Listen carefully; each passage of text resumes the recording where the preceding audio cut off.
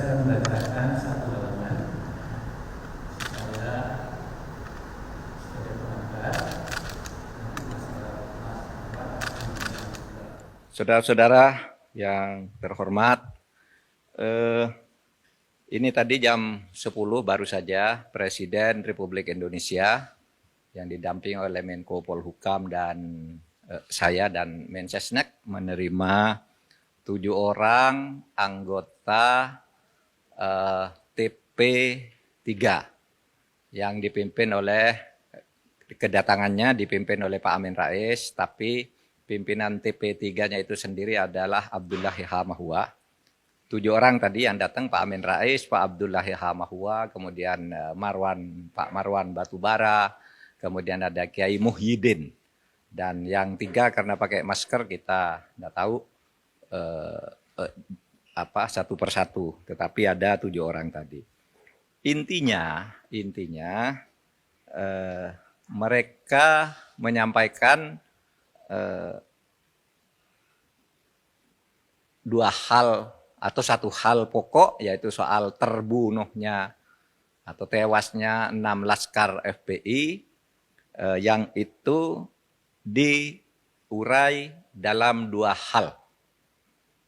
Pertama, harus ada penegakan hukum sesuai dengan ketentuan hukum, sesuai dengan perintah Tuhan bahwa hukum itu adil, dan yang kedua ada ancaman dari Tuhan kalau orang membunuh orang mukmin tanpa hak, maka ancamannya neraka jahanam. Itu kemudian diurai.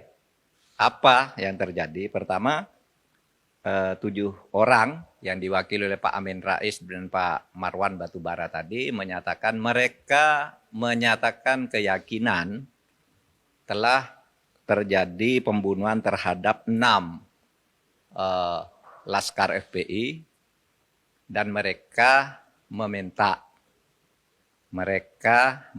agar ini dibawa ke pengadilan HAM karena pelanggaran HAM berat. Itu yang disampaikan kepada Presiden. Pertemuan berlangsung tidak lebih atau tidak sampai 15 menit. Bicaranya pendek dan serius gitu. Hanya itu yang disampaikan oleh mereka, bahwa mereka yakin telah terjadi pembunuhan yang dilakukan dengan cara melanggar HAM berat, bukan pelanggaran HAM biasa, sehingga 6 laskar FPI itu meninggal. Lalu Presiden menyatakan bahwa Presiden sudah minta Komnas HAM bekerja dengan penuh independen dan menyampaikan kepada Presiden apa yang sebenarnya terjadi dan apa yang seharusnya dilakukan oleh pemerintah.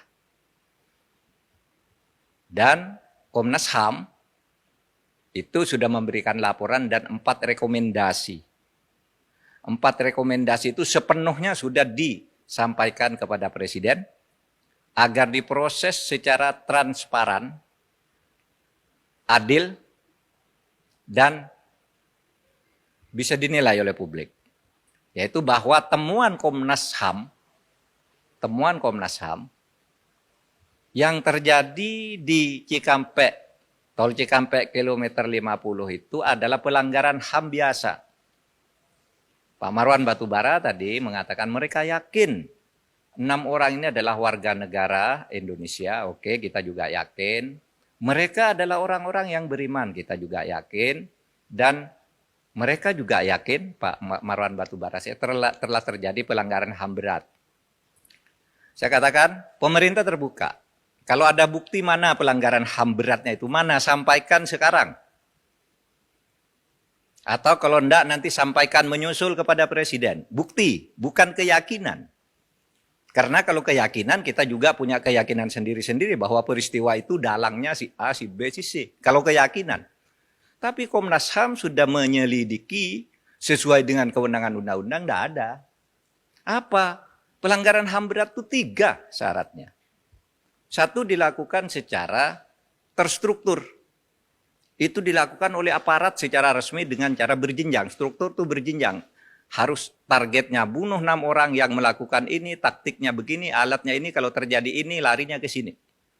Itu terstruktur. Sistematis. Ya, terstruktur sistematis. Juga jelas tahap-tahapnya. Perintah pengerjaan itu. Itu pelanggaran HAM berat. Masif. Menimbulkan korban yang meluas. Kalau ada bukti itu, mari bawa.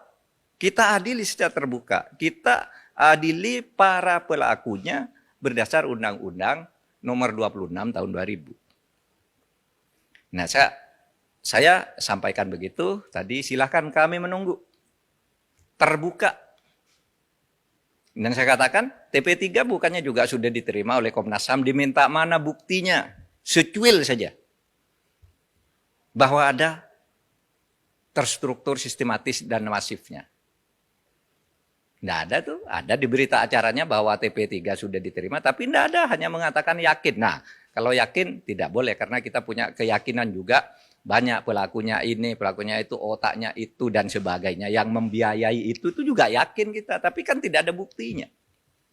Oke, nah akhirnya ingin saya katakan bahwa sejak peristiwa ini meletus, masyarakat sudah mulai muncul agar dibentuk TGPF. Tim Gabungan Pencari Fakta. Ada yang minta pemerintah membentuk, ada yang tidak percaya pemerintah. Jangan pemerintah, nanti itu bohong itu hasilnya. Maka waktu itu Presiden mengumumkan sesuai dengan kewenangan yang diberikan oleh undang-undang. Silakan Komnas HAM bekerja sebebas-bebasnya. Panggil siapa saja yang merasa punya pendapat dan punya bukti. Yang merasa punya keyakinan. Panggil, nanti sampaikan ke Presiden apa rekomendasinya. Presiden, pemerintah sama sekali tidak ikut campur. Tidak pernah minta agar Komnas HAM menyimpulkan ini, menyimpulkan itu, tidak. Kita hanya menyatakan kalau pemerintah yang membentuk lagi-lagi dituding dikooptasi. Timnya orangnya pemerintah, timnya diatur oleh orang istana, timnya orang dekatnya si A, si B. Nah, oleh sebab itu kita serahkan Komnas HAM. Komnas HAM silakan nyelidiki, mau membentuk TGPF juga atas nama di bawah bendera Komnas HAM silahkan. Mana rekomendasinya kita lakukan. Nah itu yang kami jawab tadi. Nah saudara, saya ingin jelaskan satu hal lagi yang juga saya jelaskan. Ada tertawaan publik semula. Ya. Masyarakat banyak yang ngejek, nyinyir gitu. Kenapa kok orang mati dijadikan tersangka? 6 laskar itu kan dijadikan tersangka oleh polisi. Itu hanya konstruksi hukum, dijadikan tersangka sehari,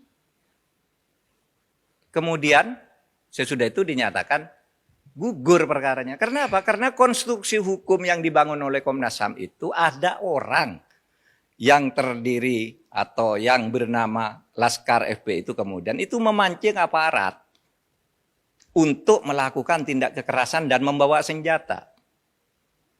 Ada bukti senjatanya, ada proyektilnya. Bahkan di laporan Komnas HAM itu ada juga nomor telepon orang yang memberi komando. Siapa? Gitu. Nah, oleh karena sekarang 6 orang terbunuh ini yang kemudian menjadi tersangka, dicari pembunuhnya, maka dikonstruksi dulu dia tersangka karena dia memancing aparat untuk melakukan tindak kekerasan dengan membawa senjata. Nah, sesudah itu baru siapa yang membunuh 6 orang ini, yang memancing ini. Nah, baru ketemu 3 orang polisi. Yang ditemukan oleh Komnas HAM itu 3 orang. Nah, sesudah ini ditemukan konstruksi hukumnya, baru 6 orang itu diumumkan oleh polisi, perkaranya gugur. Dalam bahasa yang sering umum disebut SP3, tapi tidak usah SP3. Itu cukup dikatakan perkaranya gugur sesuai dengan ketentuan undang-undang bahwa tersangka yang sudah meninggal, perkaranya gugur. Cukup, selesai perkaranya gugur. Lalu siapa yang membunuh 6 orang ini? Kita buka di pengadilan. Nah, kita minta ke TP3 atau siapapun yang punya bukti-bukti lain. Kemukakan di proses persidangan itu. Sampaikan melalui Komnas HAM. Kalau ragu terhadap polisi atau kejaksaan, sampaikan di sana. Gitu. Tapi kami melihat yang dari Komnas HAM itu sudah cukup lengkap. Assalamualaikum warahmatullahi wabarakatuh.